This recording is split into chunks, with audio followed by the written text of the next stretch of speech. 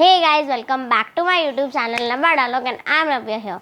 So I am back with another informative video. So let's get started with today's video. Bharat के पूर्व मुख्यमंत्री विजय रूपाणी अपनी बेटी से मिलने लंदन जा रहे थे। पूर्व राजपुरोहित जिनकी इसी साल जनवरी में मनफूल सिंह से शादी हुई थी, लंदन में पढ़ाई कर रहे अपने पति से मिलने पहली बार जा रही थी। वहीं डॉक्टर कोमी व्यास उदयपुर की एक मशहूर डॉक्टर अपनी फैमिली के साथ हमेशा के लिए लंदन शिफ्ट हो रही थी। इन तीनों नामों सहित कुल 300 लोगों ने एयर इंडिया की फ्लाइट नंबर AI-171 बोर्ड की थी।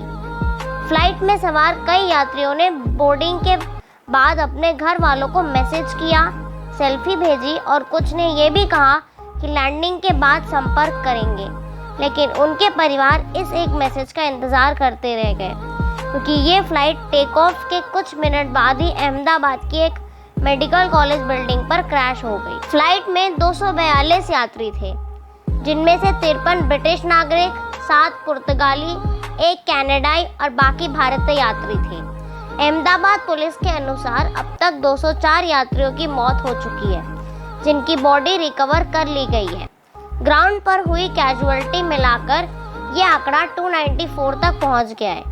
शुरुआत में खबरें आई थी कि सभी यात्रियों की मौत हो चुकी है, लेकिन इंडियन ओरिजिन के ब्रिटिश नागरिक रमेश कुमार इस हादसे में अकेले सरवाइव कर पाए।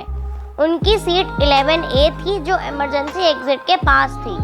क्रैश के समय उन्होंने इमरजेंसी एग्जिट से कूदकर अपनी जान बचाई। एयर इंडिया की फ्लाइट AI-171, जो बोइंग 787 ड्रीमलाइनर थी, अहमदाबाद के सरदार वल्लभ भाई पटेल अंतर्राष्ट्रीय हवाई अड्डे से लंदन के लिए उड़ी थी।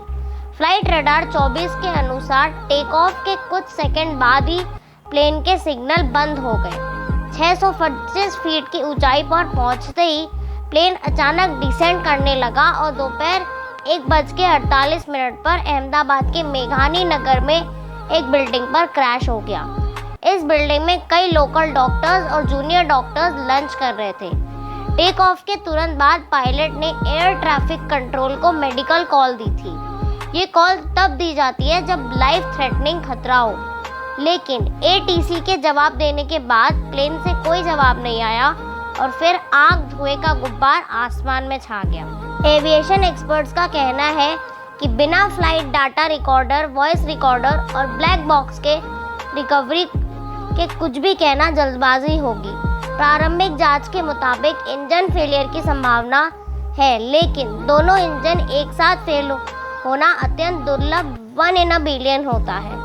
पायलट कैप्टन सुमित अग्रवाल ने कहा था, mayday no thrust, losing power, unable to lift, यानी पायलट को टेक ऑफ के दौरान ही इंजन पावर लॉस का अंदेशा हो गया था। एक्सपर्ट सवाल उठा रहे हैं कि 600 फीट तक पहुंचने के बाद भी लैंडिंग गियर वापस क्यों नहीं गए।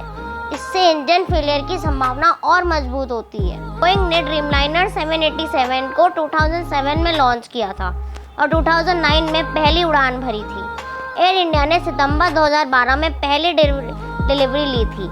हालांकि बोइंग के ज़्यादातर क्रैश 737 मॉडल कर रहे हैं, लेकिन भारत में ये हादसा अब तक का सबसे बड़ा एविएशन क्रैश माना जा रहा है। हादसे में कई डॉक्टर्स, मरीज और स्थानीय निवासी भी शिकार बने। चूंकि टेक ऑफ के 1 मिनट के अंदर ही हादसा हुआ था, फ्यूल टैंक पूरी तरह भरा हुआ था, जिससे धमाका और भी भयानक हुआ।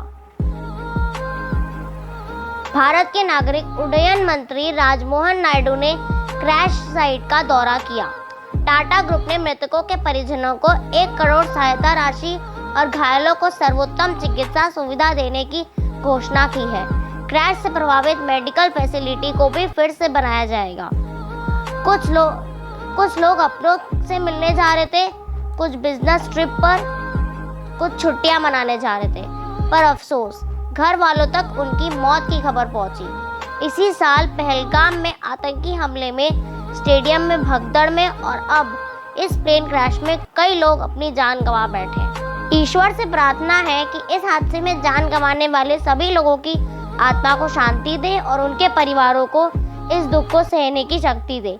लाखों लोग रोज फ्लाइट से यात्रा करते हैं। आंकड़ों के हिसाब से फ्लाइट सबसे सेफ है, लेकिन शायद जो लोग अब उड़ान भरेंगे वो इन आंकड़ों पर यकीन नहीं कर पाएंगे। आप सभी अपना ख्याल रखें, जल्दी मिलते हैं। जय Hind. It's the end of today's video guys. I hope आज की वीडियो आपको अच्छी लगी हो, इन्फॉर्मेटिव लगी हो। अगर लगी हो तो इस वीडियो को लाइक, शेयर, कमेंट और मेरे चैनल को सब्सक्राइब करना मत भूलना और मुझे मेरे सोशल मीडिया अकाउंट पर ज़रूर फॉलो करें। मिलती हो अगले वीडियो में। बाय।